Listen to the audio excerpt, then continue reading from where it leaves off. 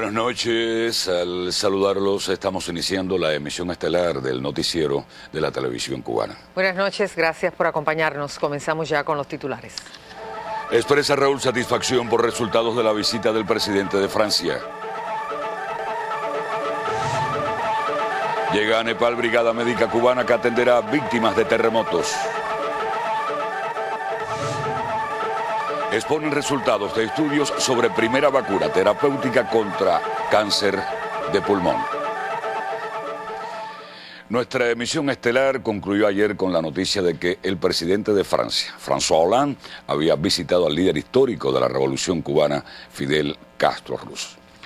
Estas son las imágenes de ese encuentro, donde ambos estadistas dialogaron sobre los lazos históricos entre Francia y Cuba, así como pasaron revista a importantes temas del acontecer internacional en un ambiente cordial y amistoso. En esta ocasión, Fidel expresó su agradecimiento al presidente Hollande por ser el primer jefe de Estado de Francia que visita Cuba. El presidente de los Consejos de Estado y de Ministros, general de Ejército Raúl Castro Ruz, despidió en el Aeropuerto Internacional José Martí al mandatario francés François Hollande. Posteriormente, el presidente cubano ofreció declaraciones a la prensa. Durante la despedida, ambos mandatarios dialogaron sobre los resultados de la visita. Después de una apretada agenda en la isla, durante la cual sostuvo un encuentro con el líder histórico de la revolución Fidel Castro e inauguró una nueva sede de la Alianza Francesa, el presidente partió para continuar su gira por Haití. El general de Ejército destacó la relevancia de la visita del dignatario francés. La pregunta es... ¿Cómo ha sido esta visita? Bueno, creo que... Miren el hecho que yo vine a despedirlo. Por el protocolo, como es en casi toda la mayoría de los países, los presidentes ni los cancilleres tienen que venir a despedir a los invitados. Y anoche durante la cena le dije que yo quería venirlo a despedir. Es una muestra de la satisfacción que tenemos los resultados de la visita. ¿En qué tema? Él lo expresó todo a lo largo de las diferentes comparecencias que ha hecho, tanto en la universidad por la mañana, como en el foro de los negocios, como en la nueva casa de la oficina, un bello edificio antiguo, en el parado de la Alianza Francesa, como en todas las demás secciones de su público, pues muy nítido, muy claro, muy amable todo. De negocios, perspectivas muy grandes, y naturalmente él mismo me decía en la escalerilla ahí que voy a ver presidentes pasar por aquí, que pasarán mucho. El presidente cubano también informó sobre la marcha de los diálogos para el restablecimiento de las relaciones entre Cuba y Estados Unidos. Va bien la cosa, luego a nuestro ritmo, que muchos se preguntan y critican que vamos muy lento. ¿Y por qué tenemos que ir corriendo? Para cometer errores. Si muchas cosas las estamos probando en 2 provincias nuevas, como ustedes conocen. Y sobre todo, no queremos tomar ninguna medida que sacrifique a nuestro pueblo. Eso es lo más importante. Y nuestro pueblo lo entiende. Igual que la cuestión del bloqueo, no es que ya esté resuelto, ahora es que empieza. El presidente de los Estados Unidos sí tiene facultad ejecutiva para presentar, informar al Congreso, como ya lo hizo, de que será levantado el título honorífico de país terrorista. Como dije en Panamá, ¿qué clase de terrorismo es nuestro? Que los muertos son nuestros. Y los que nos agreden no tienen muertos, que nosotros no hemos asesinado a nadie, ni hemos puesto ninguna bomba en ningún hotel. Y es una cifra respetable de más de 3.400. Y los discapacitados permanentes, 2.099 diplomáticos en diferentes países del mundo que fueron asesinados, tanto de América como de Europa. Y entonces somos país terrorista. Entonces, En 45 días que se cumple el día 28, ya se levantará ese tipo de injusta acusación y podremos nombrar los embajadores. Ahora la Cancillería está discutiendo los trámites, cómo van a ser las cuestiones. Naturalmente, lo que más nos interesa es que, bueno, como ustedes saben, en el gobierno de Reagan le impuso a nuestros funcionarios diplomáticos, tanto de la ONU como de Nueva York, 20 millas, más o menos, 20, 25 millas para moverse. Entonces nosotros se lo pusimos a los de ellos de aquí. Ellos alegan que sus diplomáticos no deben tener menos autorización de movimiento de lo que tienen en Rusia, en China, en Vietnam. Yo lo que le manifesté a ellos, al presidente concretamente, que lo que más me preocupa es que continúen haciendo las cosas ilegales que hacen ahora, o que han estado haciendo hasta ahora. Por ejemplo, graduar periodista, ¿cómo le llaman? Periodista independiente. Ninguno de ustedes es periodista independiente con el título que dan ahí, ¿no?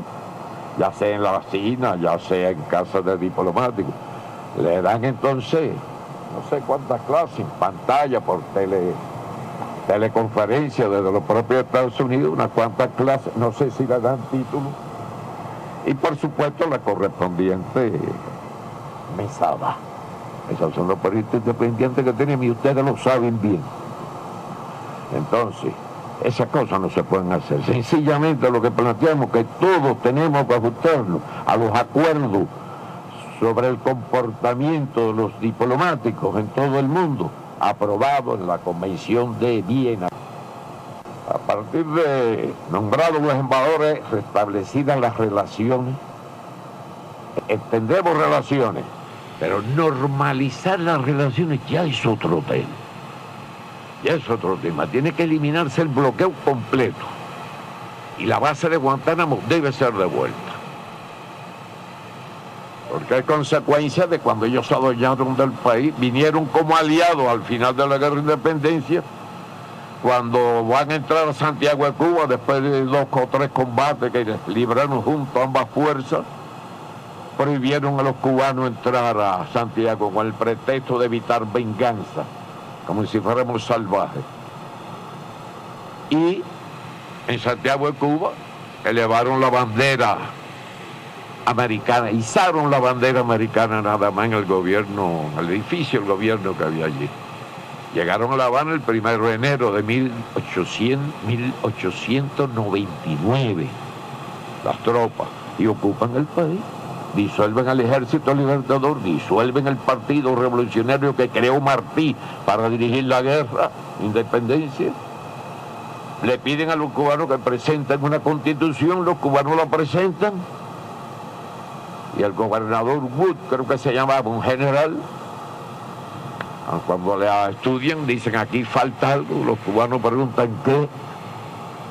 Entonces él le dijo, bueno, la enmienda Platt, que ahí se propone el derecho de los Estados Unidos, en síntesis, intervenir en Cuba cuando fuera necesario. Hicieron uso de eso. Los cubanos se niegan y la respuesta es, muy bien, nos quedaremos. Esa es la historia de la base que también está de esa época. Eso yo le llamo el pecado original. El general de ejército también se refirió a la importancia que tiene la historia para comprender el presente. Y entonces, ¿con qué nos quedamos aquí? Hubo un latifundista cubano, mi padre, que llegó a ser un gran burgués agrícola, que Fidel y yo comentamos que la utilidad que tuvo eso fue que nosotros por lo menos pudimos estudiar a La Redonda, kilómetros La Redonda. No era analfabetismo puro, o 2, 3 grados de una modestísima escuelita pública. Y nosotros estábamos en el medio de 4 gigantes empresas azucareras y niquelíferas americanas. Por el norte, United Fruit Sugar Company, con 2 centros azucareros, 100.000 hectáreas de tierra. Por el sur, Miranda Sugar Company, no recuerdo qué cantidad de tierra tenía, ahí donde mi padre vendía la materia prima de la caña para producir el azúcar. Hacia el oeste, Altagracia Sugar Company, Central Marcané y otras fábricas de azúcar. Y al este, la Nickel Company Sector, las montañas esas que están al este de donde nací, que al cabo de los años yo fui jefe de un frente guerrillero ahí en esa zona, con esa montaña. Esa era Cuba. Y en el medio, un gallego que era mi padre, con mayor respeto. Y yo preguntaba, ¿y qué tienen los cubanos? El mandatario cubano también se refirió a las conversaciones que sostiene Cuba con la Unión Europea.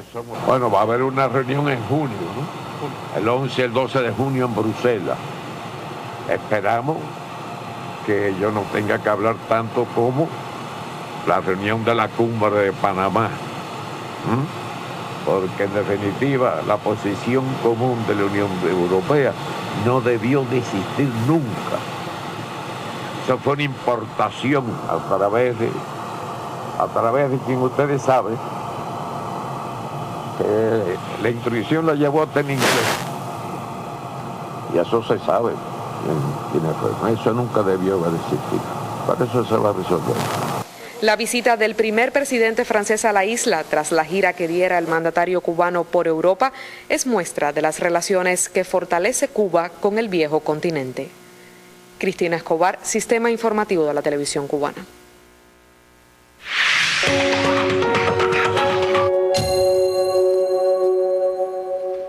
El presidente de Francia, François Hollande, llegó este martes a la República de Haití en visita oficial y fue recibido en el Aeropuerto Internacional de Puerto Príncipe por su homólogo Michel Martelly.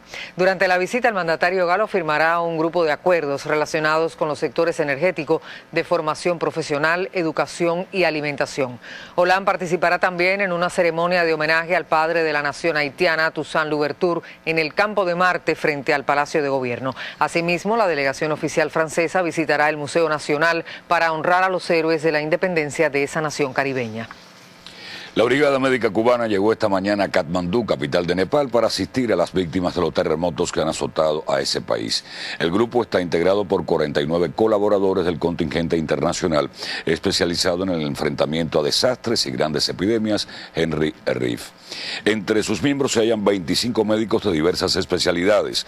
Los colaboradores ocupan ahora posiciones en el terreno y preparan condiciones para desplegar el hospital de campaña.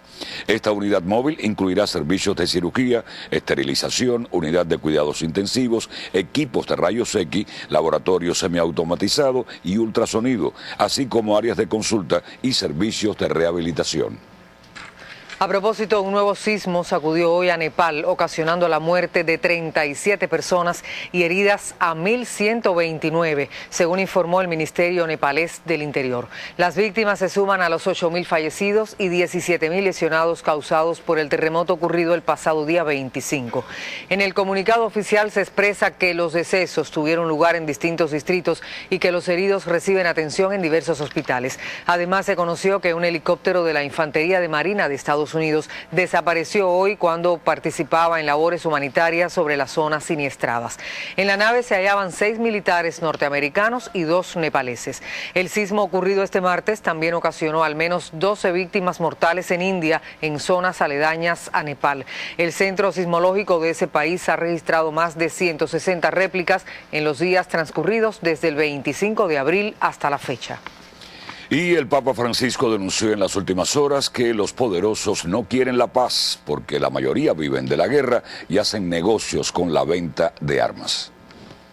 En un diálogo improvisado en la sede del Vaticano con niños de diversas escuelas, el sumo pontífice calificó el comercio de armas como la industria de la muerte y señaló que el sistema económico gira alrededor del dinero y no de las personas, por lo que se hacen las guerras para defender el dinero. L'importante è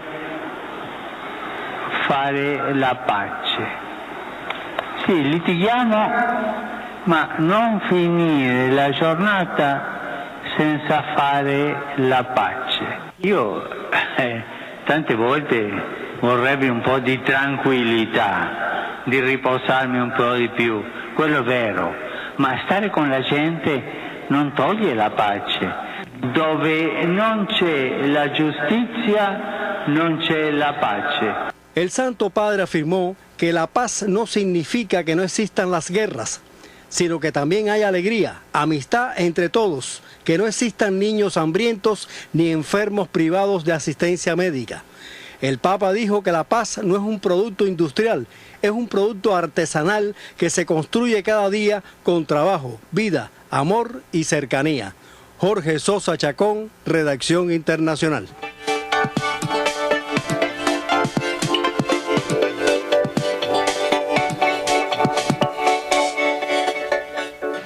El Consejo de Derechos Humanos de las Naciones Unidas expresó su preocupación por los excesos cometidos por las fuerzas de seguridad en los Estados Unidos contra las minorías afrodescendientes.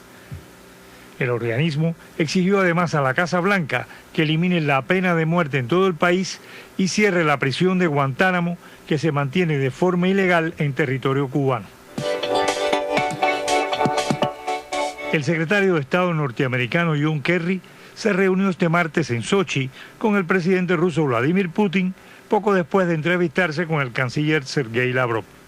El Departamento de Estado norteamericano aclaró que la reunión no tiene por objetivo normalizar las relaciones entre ambos países, sino que forma parte de los esfuerzos por mantener abiertas las líneas de comunicación.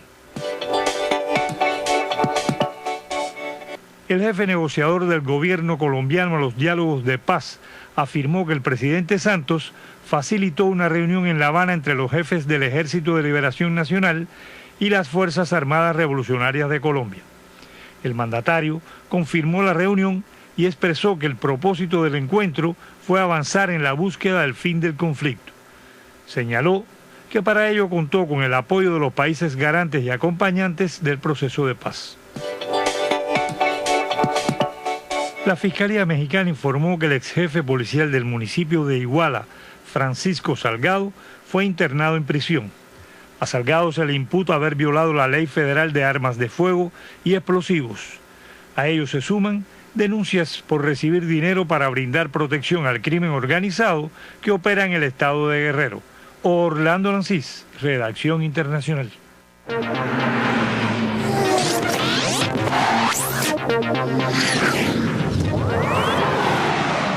Buenas noches, tiempo para los deportes. El Campeonato Mundial de Taekwondo ya se inició en Chelyabinsk, Rusia, y los cubanos debutarán mañana miércoles en el Dohan de la Arena Tractor. La bronce mundial Yani Aguirre, número 42 del ranking, es nuestra representante en los 49 kilogramos, división en la que se presentarán 54 competidoras. En tanto, el campeón centroamericano José Ángel Cobas, número 40 del Orbe, rivalizará en los 74 kilos, categoría de peso que reúne a 70 taekwondocas. Hoy se efectuaron los combates preliminares de la división de los 46 kilogramos femenino y 58 masculino. Según la página oficial del evento, mañana se realizarán 2 pleitos semifinales y la gran final. Entre las damas de la división menor se enfrentarán la cuarta del Orbe, Lin Wanting, de Taipei de China, frente a la octava del Orbe, Irina Romoldanova, de Ucrania. Vale destacar que la ucraniana, campeona europea en 2014, venció en cuartos de final a la número 1 del ranking, la chipriota Kyriaki Koutuki. La segunda semifinal será entre la brasileña Iris Tansin y la tailandesa Panipat Wongpatanaki. Entre los hombres, el iraní Farzan Azurzadeh Falab no traicionó su condición de favorito y líder universal y tendrá por oponente en semi al ruso Ruslan Poisev.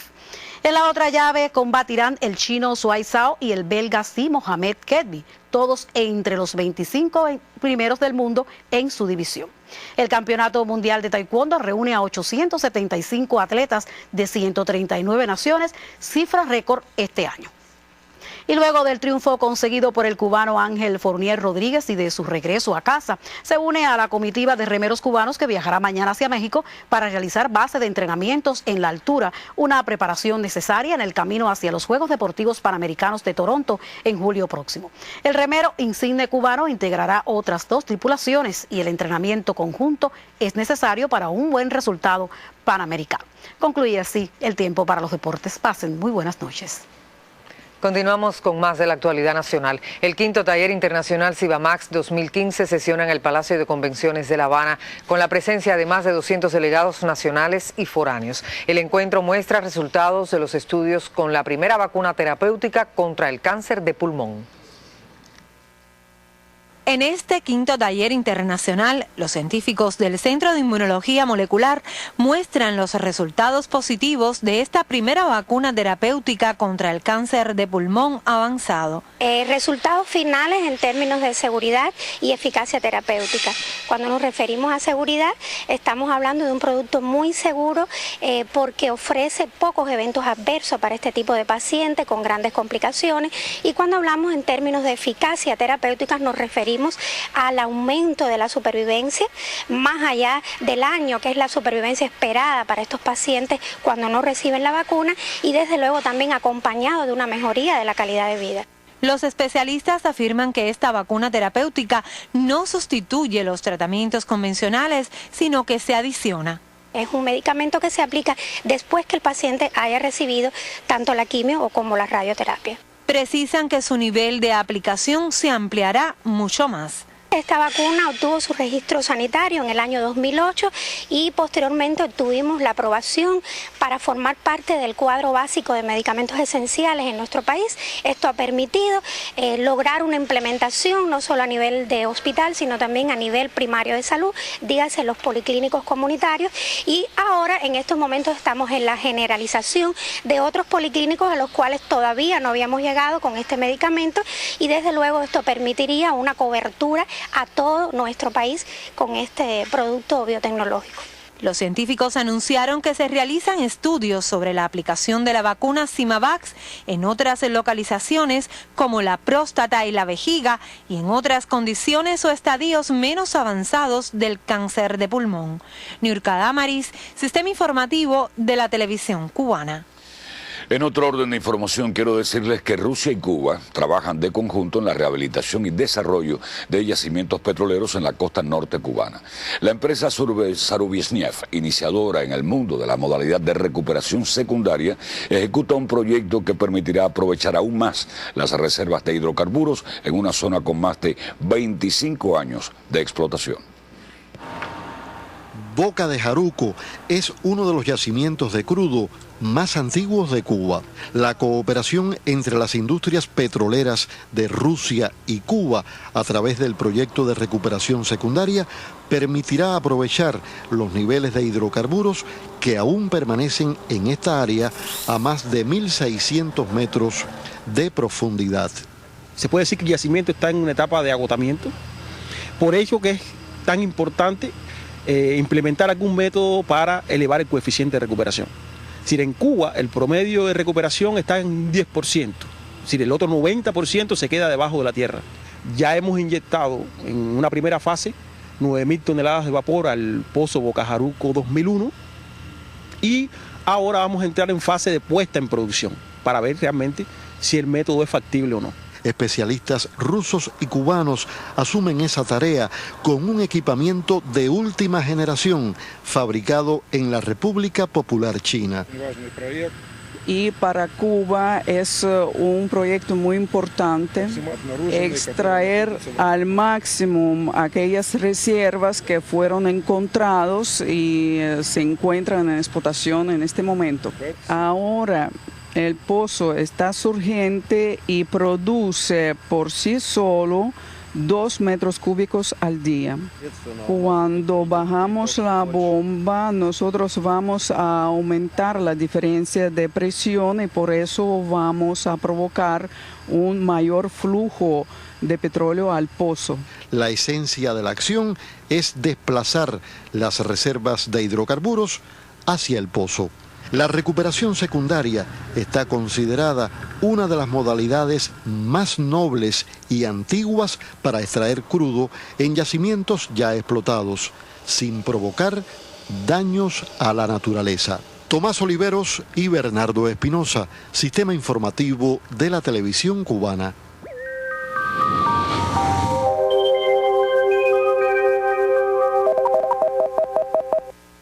Hola, ¿qué tal mis amigos? Sigue en superficie la débil influencia de altas presiones sobre el país, pero también mucho calor. Y es verdad que todos los días de verano hace calor. Y bueno, no estamos en verano exactamente, pero es casi como si estuviéramos en verano, por las temperaturas que estamos teniendo. Sin embargo, no todos los días llueve y no todos los días hay tormentas eléctricas, depende de varios factores. Uno de ellos está presente hoy, tenemos una zona de bajas presiones en altura de 6 kilómetros con una vaguada sobre el centro del país. Y entonces eso da lugar a que fíjense ustedes cómo ha surgido la actividad de tormentas eléctricas por la tarde en la mitad oriental. Algunas también han ocurrido para el occidente, pero menos que en las provincias de Villa Clara y Cienfuegos hasta Guantánamo.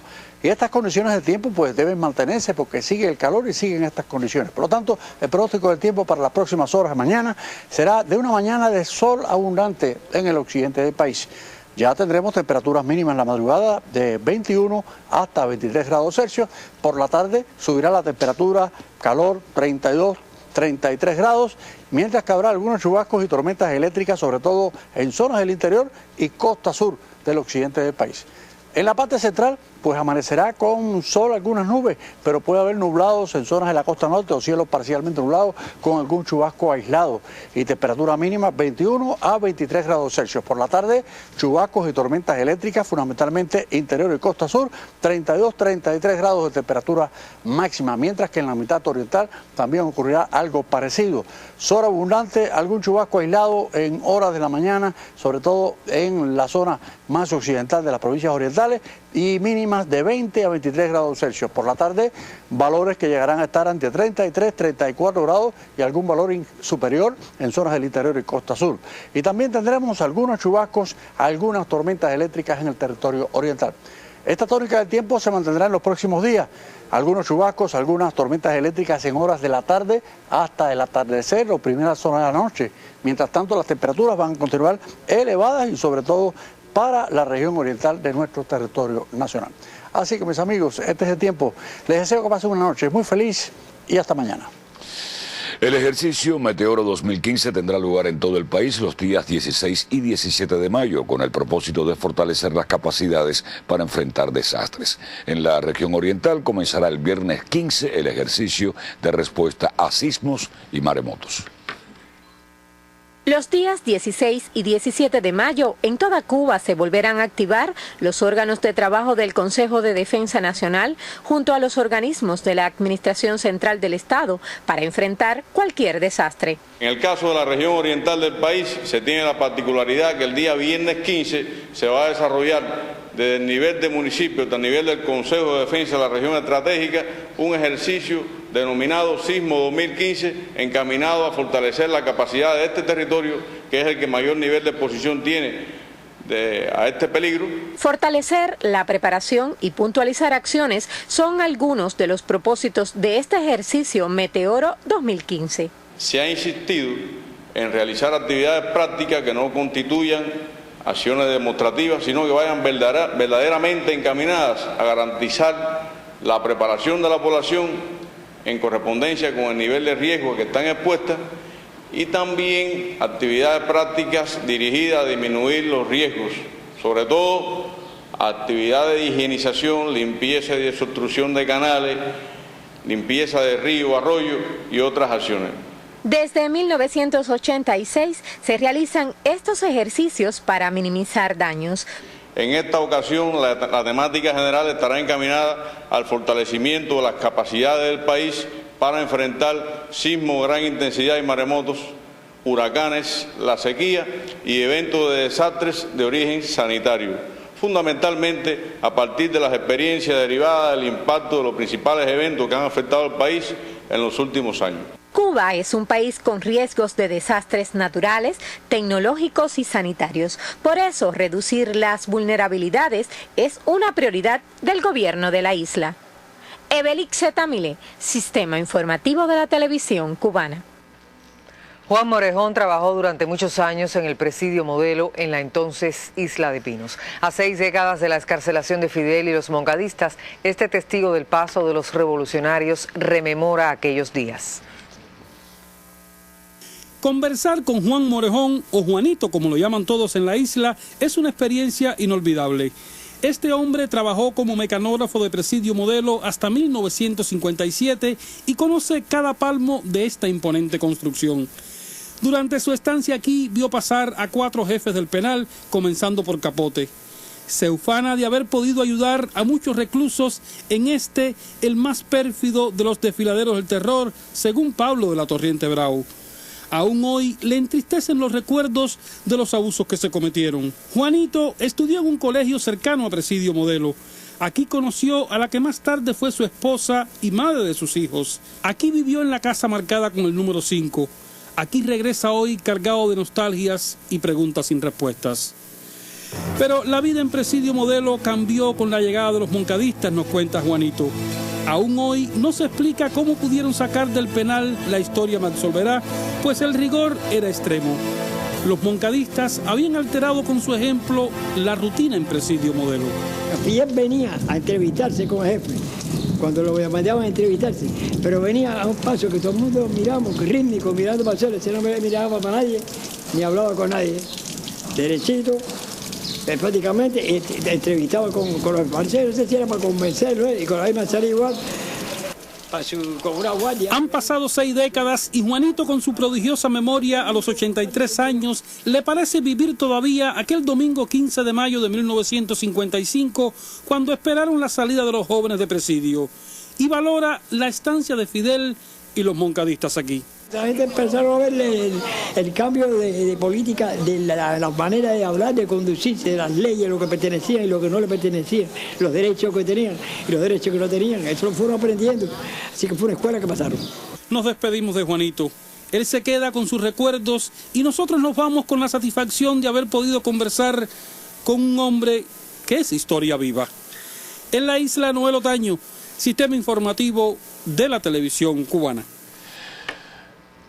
Ahora le comentamos que el canal Educativo 2 transmitirá hoy, al finalizar este noticiero, un programa especial dedicado a los 5 héroes cubanos realizado por Venezolana de Televisión.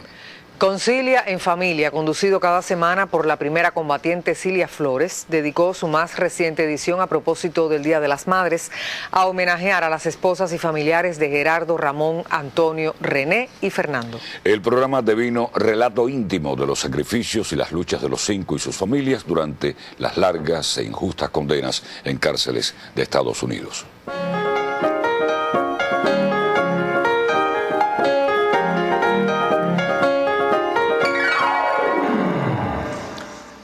Buenas noches. Casa de las Américas realizó hoy un encuentro para recordar a Roque Dalton. Colegas y amigos cubanos participaron en esta suerte de homenaje a quien fuera poeta, ensayista, periodista y activista político de El Salvador. El pasado 10 de mayo se cumplieron 40 años del asesinato al destacado intelectual salvadoreño Roque Dalton. Casa de las Américas le rindió tributo a través de las anécdotas y las impresiones que guardan de él algunos de sus amigos. En presencia de Aida Cañas, la viuda del escritor, Aurelio Alonso se refirió a los días en que convivió con Roque Dalton en la ciudad de Praga, a su arsenal de chistes y al nivel de profundidad del pensamiento del poeta. Por su parte, Víctor Casaus rememoró fragmentos de una entrevista publicada en El Caimán Barbudo, donde Roque Dalton dejaba en claro, a manera de consejo para los jóvenes, que no se perdiera la capacidad crítica.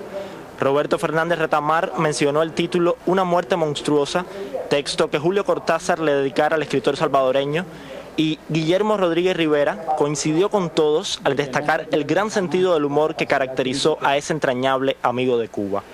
En la biblioteca de Casa de las Américas, además, se exhibe una exposición dedicada a Roque Dalton a pocos días de conmemorarse el 80 aniversario de su natalicio. Raúl Nogués, Sistema Informativo de la Televisión Cubana. Y el telecentro CNC-TV de la provincia de Granma está cumpliendo 20 años de creado. Realizadores y fundadores de este canal celebraron el aniversario con una gala en el Teatro Bayamo. Veamos. Durante más de una hora, realizadores técnicos y telespectadores disfrutaron de una gala que honró a la teletransmisora granmense CNC, cuna de la nacionalidad cubana, al festejarse el aniversario 20 de su fundación. Destacados creadores del territorio, entre los que se hallaron el coro profesional de Bayamo, Yudenia Manso, José Alberto El Ruiseñor, la orquesta Yacaré y la compañía guantanamera de baile Danza Libre, ofrecieron su desempeño a los aquí presentes. En tanto, intelectuales y dirigentes políticos agradecían la existencia acá de esta televisora que ha posibilitado visibilizar el quehacer granmense en todo el país. En la noche del agasajo se honraron también a los fundadores de la CNC y a quienes han llevado las riendas de la institución durante estos años. Organizaciones provinciales reconocieron igualmente el trabajo de esta televisora comunitaria. En Granma, Jacqueline Pérez, Sistema Informativo de la Televisión Cubana. Así terminamos. Buenas noches y hasta un próximo encuentro. Trabajar para desarrollar una buena factura televisiva con variedad y calidad es una de las principales premisas del Instituto Cubano de Radio y Televisión. En estos esfuerzos, el ICRT cuenta con la colaboración de la Unión de Escritores y Artistas de Cuba. El segmento Cuba Dice nos adelanta hoy en este tema. Abren y lo cierran, la misma cosa. Deben de tener solución. Sería lo ideal, lo perfecto. ¿Sí? La opinión vale mucho. Vivir del cuento es el que más nos gusta, las novelas, pero ya de ahí en fuera casi más nada se puede ver. Pienso que le falta un poco de variedad, no calidad en los programas, sencillamente variedad, a partir del mismo gusto de la población. Necesitamos muchos programas educativos, principalmente para la juventud, que le transmitan mensajes educativos. Porque es muy variado, mucha programación, fútbol, pelota, ámbito internacional, nacional. Yo veo del avance y digo, bueno, tal día voy a ver esto, aquello, lo que me gusta. Le falta más dinamismo. Cuba es un país exportador de música. Nuestra programación musical tiene que transformarse. En una televisión pública y abierta, como es el caso de la televisión cubana, tiene muchos nichos para ofrecer una televisión de calidad, una televisión que ofrezca la diversidad del país, una televisión que responda a los códigos socioculturales audiovisuales con que funcionan los públicos contemporáneos. Los medios, como sabes, son un referente muy importante para nuestra sociedad, son la expresión emblemática en este momento del consumo cultural. Estudios recientes del ICRT revelaron que la televisión cubana registró un mayor posicionamiento en el 2014. Más del 90% de los encuestados refiere que es el primer medio de entretenimiento en los meses de julio y agosto. Pero aún la programación no satisface todas las exigencias del público cubano, sobre todo en horarios estelares y fines de semana. Cuando se acercan los meses de verano, Cuba Dice indaga sobre cómo percibe nuestro pueblo las ofertas de la televisión cubana. Durante el 2014, la televisión cubana dio cobertura a importantes eventos políticos, deportivos y culturales. Sobresalieron entre ellos la dedicada a la cumbre de la CELAC a inicios de año, la de CARICOM Cuba y del ALBA TCP, así como la efectuada sobre el ébola. Las programaciones especiales del verano y de fin de año tuvieron los mayores índices de satisfacción, con un reconocimiento especial a los programas cinematográficos. El canal Tele Rebelde amplió su programación con más espacios y presencia de eventos nacionales e internacionales de todo tipo. Fue muy bien acogida por el público cubano la transmisión en vivo de la Copa Mundial de Fútbol Brasil 2014 y de los Juegos Centroamericanos de Veracruz.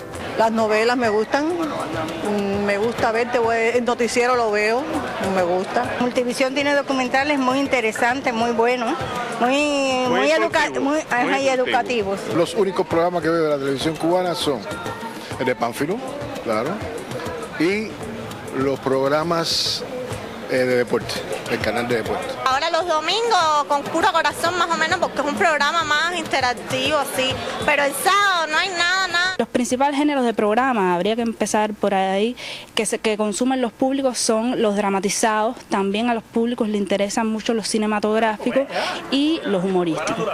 Dentro de los dramatizados, bueno, a veces hemos tenido, no hemos tenido quizás la oferta que queremos en cuanto a la telenovela nacional. Se mantiene en el horario estelar también una transmisión de una telenovela extranjera, generalmente brasileña, que gusta bastante. Y bueno, ya tenemos los públicos habituados a esta dualidad de transmisiones. También en cuanto a los humorísticos, desde hace años, por suerte, contamos con un fenómeno en el término de los espacios de comicidad, que es Vivir del Cuento, que bueno, ha sido el refugio para muchos públicos cuando hablamos de la televisión. Abarca muchas cosas sobre las cosas cotidianas, la vivencia del cubano, toca muchos temas importantes, a modo satírico como todo cubano, pero muy inteligente, Pánfilo. Más recientemente, es decir, a finales del año pasado, tuvimos la oportunidad de presenciar también un éxito, algo que de alguna manera revolucionó un poco la televisión, que fue la serie policíaca 1. Hace rato realmente no veíamos un fenómeno de este tipo, un espacio que pudiera convocar y suscitar una especie de opinión pública tan favorable entre los televidentes.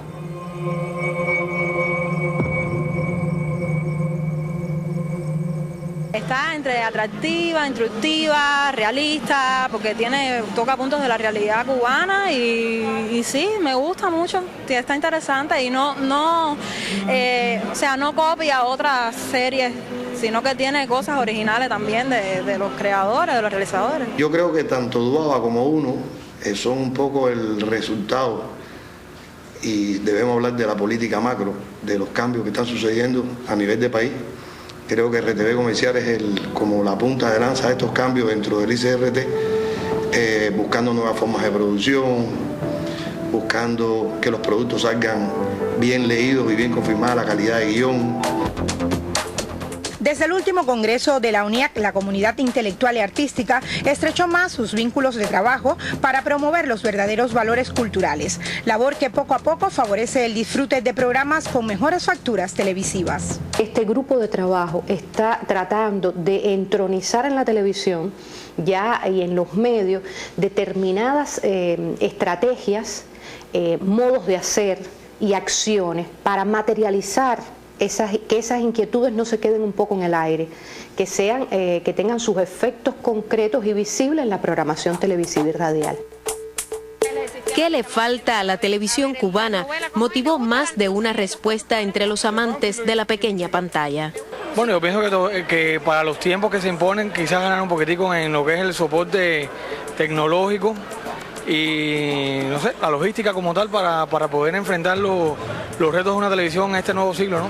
De participación popular, como lo hacían antes. ¿Te acuerdas aquel 9550, aquel famoso, los sabadazos aquellos? De esas cosas al público le gusta mucho. Ay, poner cosas divertidas, cosas que no toquen con lo mismo que tenemos, que estamos viviendo, que toquen otras cosas bonitas, de otras formas. Hay poco programa. O sea que la juventud y los viejos también les gusta los programas musicales, a mí me gustan. La acertada programación cinematográfica, la inserción del Instituto Cubano de la Música en la selección de los temas que se televisan, además del diálogo entre los productores audiovisuales con los principales directivos del ICRT, es parte de lo que se ha logrado a favor del televidente.